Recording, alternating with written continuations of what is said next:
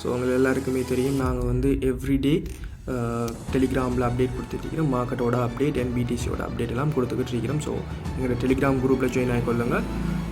பிடிசியோட அப்டேட்டுகள் மார்க்கெட்டோட அப்டேட்டுகள் தெரிஞ்சு கொள்ளணும்னு சொன்னால் ஓகே. நாங்கள் இப்போ டுடே பிடிசி அப்டேட்டை பார்த்தோம்னா எஸ்டர்டே நாங்கள் சொல்லியிருந்தோம் லைக் எனக்கு இந்த அப்டேட் வந்து ஹோல்ட் பண்ணணும் அப்படின்னு சொல்லி எந்தன்னு சொன்னால் 63,650 சப்போர்ட் வந்து ஹோல்டு பண்ணணும்னு சொல்லியிருந்தோம். ஸோ இந்த அப்டேட் நாங்கள் ஆல்ரெடியே கொடுத்துருந்தோம் இங்கே. சரி, இந்த ட்ரெண்ட் லைன் வந்து பிரேக் ஆக முதல்ல நாங்கள் டெலிகிராமில் கொடுத்துருக்கோம். அந்த பிக்சரை நீங்கள் பார்க்கலாம்.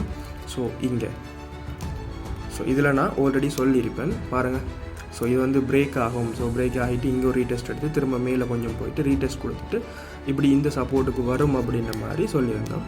ஸோ அந்த அமௌண்ட் தான் உங்களுக்கு இப்போ காட்டிக்கிட்டு இருக்கேன். ஸோ அதே மாதிரி பர்ஃபெக்டாக எங்களுக்கு மார்க்கெட் என்ன செஞ்சுக்கன்னு சொன்னால் எக்டாகி இருந்துச்சு இல்லையா. ஸோ இங்கே பாருங்கள், அதே மாதிரி எங்களுக்கு மார்க்கெட் வந்து எக்டாகி இருக்குது.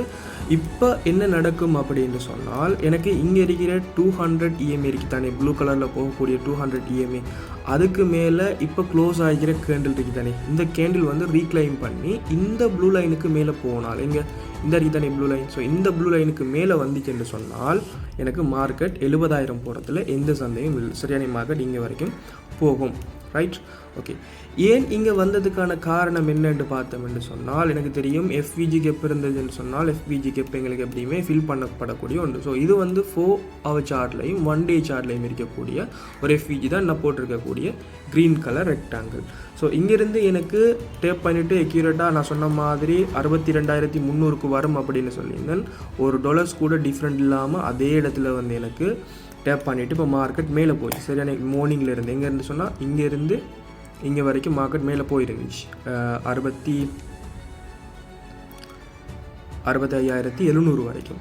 ஸோ இப்போ நான் சொன்னக்கூடிய விஷயம் என்னென்னா இங்கே வருது பாருங்கள், நான் வருதானே கேண்டில் ஒன்று நான் ஃபார்ம் ஆகிட்டு தானே. இந்த கேண்டில் இந்த 200 EMAக்கு மேலே ஹோல்டு பண்ணணும். ஹோல்டு பண்ணிவிட்டு இந்த ரெசிஸ்டன்ட் இருக்குது தானே, இந்த ரெசிஸ்டன்ட் எனக்கு ரீக்ளைம் பண்ணணும். இதை ரீக்ளைம் பண்ணினா தான் 60,000 70,000க்கு போகும் என்று சொல்லலாம். ஆல்சோ எங்களுக்கு இப்போ வீக்கெண்ட் ஸ்டார்ட் ஆகுது. டுடே ஃப்ரைடேன்றதால இதுக்கு பிறகு வந்து வீக்கெண்ட் வரும். பார்க்கலாம் எப்படி நடக்குதுன்னு சொல்லி. ரைட், அடுத்தது வந்து நாங்கள் டெக்னிக்கல் அனாலிசிஸ் கோர்ஸ் ப்ரொவைட் பண்ணிக்கிட்டு இருக்கோம். ஸோ நீங்கள் அதில் வந்து ஜாயின் பண்ணிக்கொள்ளலாம். 18ஆம் தேதி வந்து ஸ்டார்ட் ஆகுது எங்களோட நெக்ஸ்ட் பேட்ச். நாங்கள் வந்து சிக்னல்ஸ் எதுவுமே ப்ரொவைட் பண்ணுறதில்ல, உங்களோட ஓனாக வந்து அனலைஸ் பண்ண வைப்போம். ஆல்சோ லிமிட்டட் ஸ்டூடெண்ட்ஸ் மட்டும்தான் எடுப்போம். காரணம் என்னென்னா எவ்ரி பர்சனையுமே பர்சனலாக கைட் பண்ண வேண்டி இருக்கும். ரைட்,